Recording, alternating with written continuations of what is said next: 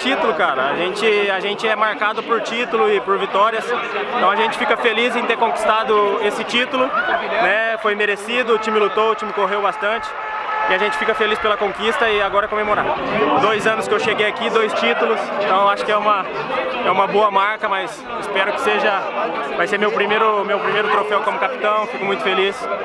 E a gente espera que seja o primeiro de muitos, porque a gente tem condições de chegar no final do ano com uma grande marca e buscar o objetivo principal, que é o acesso.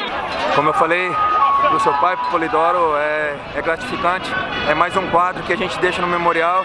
E mais uma vez a gente entra pra história. Primeira Recopa. Falei, quando tá valendo, a gente tem que dar o máximo sempre, né? Campeão, preparado para os nossos objetivos. Falei, sempre que a gente entrar no campo com a camiseta do Figueirense, a gente tem que representar da melhor maneira possível.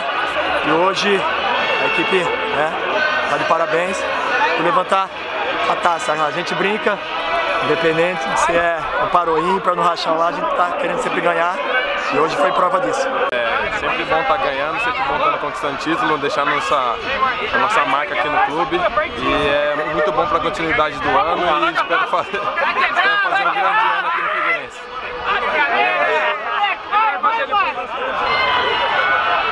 Obrigado. Fala, Poli!